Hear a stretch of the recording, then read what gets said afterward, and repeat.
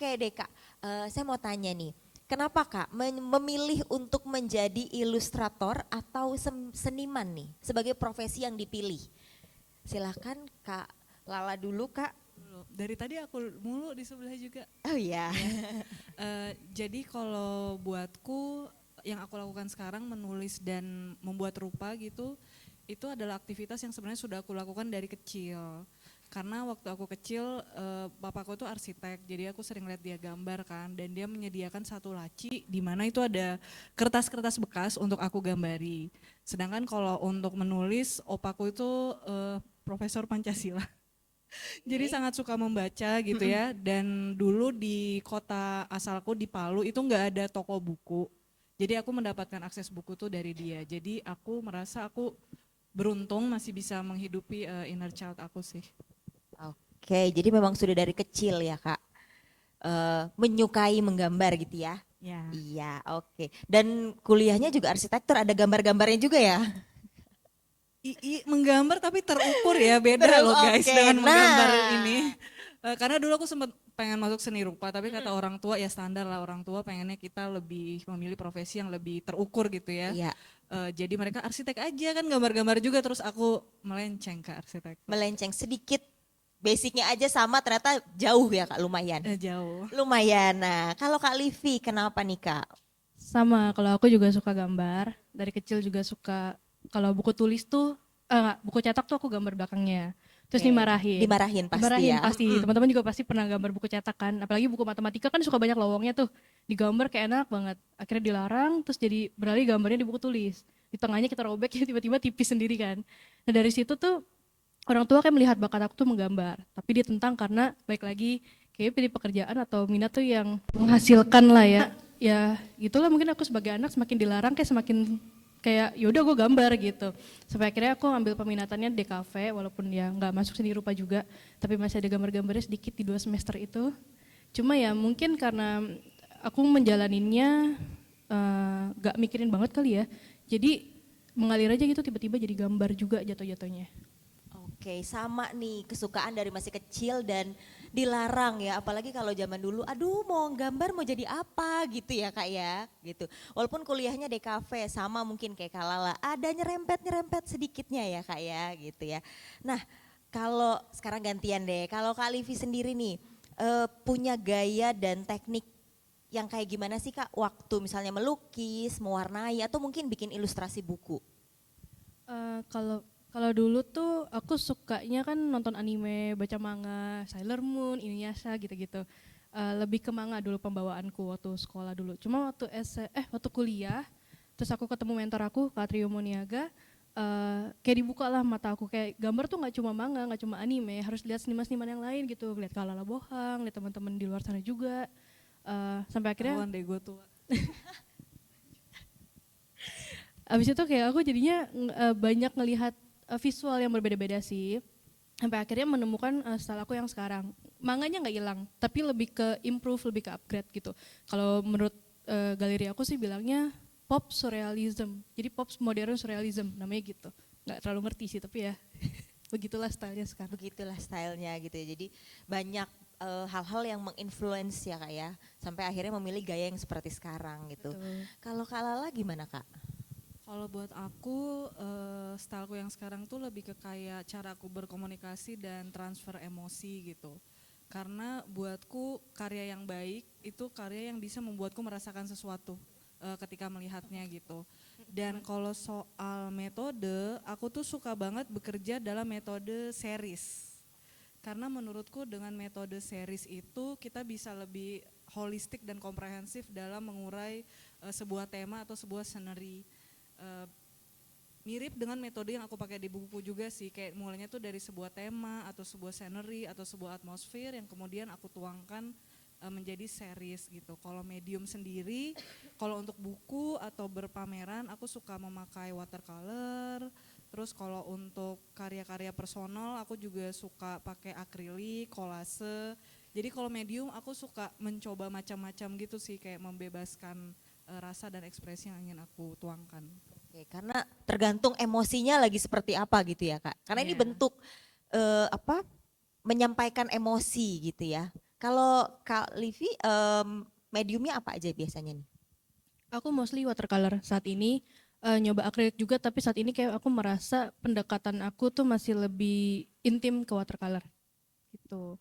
Karena aku juga suka blend-blendnya, warnanya nggak terlalu berat juga nggak terlalu ringan gitu. Tapi tidak menutup kemungkinan di tahun depan mulai masuk ke akrilik.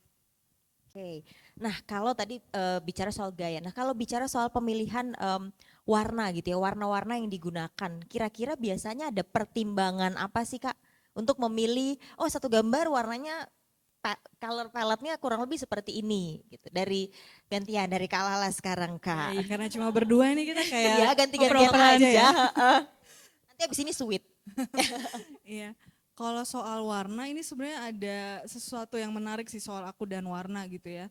Kalau teman-teman tahu ada yang pernah lihat karyaku tahun-tahun 2009 gitu, itu aku cenderung monokrom atau duoton. Jadi kalau nggak black and white, aku pakai hitam dan biru atau hitam dan hijau. Aku tidak banyak memakai warna gitu. Nah, tapi sejak tahun 2022 akhir ketika aku menulis bukuku In the Middle of Everything, aku kayak jadi suka sama warna dan mengerti mengkombinasikan warna. Sebelumnya itu benar-benar nggak ngerti gitu. Tapi setelah aku urai ternyata sebabnya memang ada sebuah event yang cukup besar dalam hidupku personally dan itu mungkin entah menguak pintu yang tadinya tertutup atau kehalang kerak apa gitu, tapi itu jadi terbuka dan aku merasa warna itu bisa aku gunakan untuk mengekspresikan rasa atau emosi itu sendiri. Jadi sekarang aku banyak sekali memakai warna-warna yang cenderung girly dan feminin karena aku juga suka tema-tema seputar womanhood gitu ya. Jadi aku suka biru, suka merah muda, suka hijau dan teman-temanku yang ikutin karyaku dari dulu tuh rata-rata kayak, "Lah, sekarang lu berwarna banget." Berikut baju-bajuku juga mulai berwarna. Oke, jadi tidak hanya karya ya, tapi ke hidup kesehari-hari juga ya Kak. Iya. Pemakaian baju gitu ya. Oke, kalau Kak Livi gimana Kak? Kalau aku sama, dari dulu sebenarnya sukanya hitam putih kalau aku sih pribadi ya. Mungkin zaman-zaman sekolah tuh zaman-zamannya emo banget gitu dengernya Avril atau MCR gitu kayak hitam putih gitu semuanya. Hitam Gotik-gotik putih gitu ya pink, hitam make putih upnya. pink gitu ya. Cuma ya begitu aku mulai menggeluti minat aku untuk nulis mimpi aku, di sana aku kayak ngerasa hidupku kayak lebih berwarna sih, lebih berwarna, lebih kayak sekedelik gitu. Karena kan mimpi kan sangat surrealis kan, dan begitu juga dengan warna-warnanya gitu. Jadi kayak menginspirasi aku banget untuk menerapkan warna-warna itu ke gambar aku. And then move ke aku lebih memperhatikan sekitar kayak bunga atau mungkin pas saat aku udah mulai tertarik dengan fashion kan fashion gila banget kan untuk warnanya gitu. Dan aku begitu melihatnya kayak langsung terinspirasi kayak cocok banget nih kalau misalkan aku bisa terapin ini ke gambar aku sendiri gitu. Ada nggak sih tips-tipsnya untuk bisa memulai langkah dari yang junior dulu ya Kak? Jadi dari Kak Livi gitu ya. Nanti ngomong tahun umur enggak. Dari Kak Livi dulu silahkan Kak. Aku masih kuliah. Enggak Oh. bercanda-bercanda. Eh, berharap banget ya. Kalau menurut aku sih terabas aja sih. Sama aku nggak bakalan bohong kalau emang bakalan susah banget perjalanannya. Kita bakalan berdarah banget untuk bisa mendapatkan bilangnya apa ya, bisa hidup dengan menggambar gitu. Tapi emang harus dimulai. Jadi kan mungkin teman-teman banyak yang suka gambar tapi diuploadnya di sosial media doang kayak TikTok atau Instagram, ya itu diterusin aja gitu walaupun jadi likes tuh nggak jadi tolak ukur. Cuma kalau bisa memang terus diupload, sosial media jangan dikunci. Biasa kan penyakit-penyakit anak zaman sekarang tuh semuanya di private gitu kan. Iya.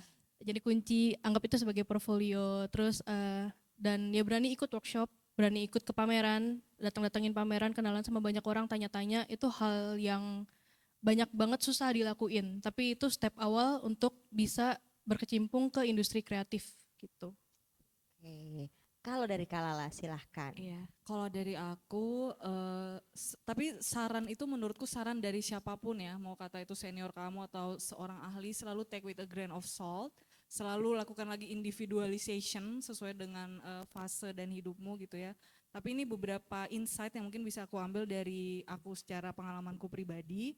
Yang pertama, bekerja di dunia kreatif itu menurutku harus dimulai dari keputusan kita sendiri, ingin menekuni dan tumbuh bersama medium ini, entah medium apapun yang kamu pilih gitu. Yang kedua, jika baru memulai, itu memang mesti siap, tidak ada yang peduli sama apa yang kita bikin, tidak ada yang mengapresiasi, tidak ada yang like, nggak ada yang komen. Itu adalah part of the process. Jadi harus siap dengan kondisi tersebut. Yang ketiga, mesti belajar caranya bernetwork dan bersosialisasi dengan baik. Karena orang yang kenal kamu, orang yang kamu kenal, yang suka kerja sama kamu, itu semua aset kamu untuk tumbuh ke depannya. Terus apalagi ya, sosial media aktifin gitu ya, anggap sosial media itu etalase toko kamu. Orang mau masuk ke toko kamu, mau kenal kamu atau enggak, itu ngeliat etalase kamu, dan beruntung hari ini ada sosial media. Di zamanku dulu nggak ada sosial media gitu, adanya multiply doang, kayak udah nggak ada malah sekarang. Yang terakhir, train your muscle, karena creativity is a muscle gitu ya. Nggak bisa kamu nggak pernah gambar terus berharap gambarmu tiba-tiba bagus gitu. Jadi kayak gambar kamu yang pertama kamu gambar sama gambar kamu yang ke-10 pasti jauh lebih baik. Itu kepastian. Itu nggak mungkin enggak gitu sih. Oke, practice makes perfect ya. Atau better lah ya. Karena kan perfect itu masing-masing juga berbeda ya. Jadi teman-teman kalau mau mulai, terabas aja kata Kak Livi ya. Mulai aja, lakuin aja.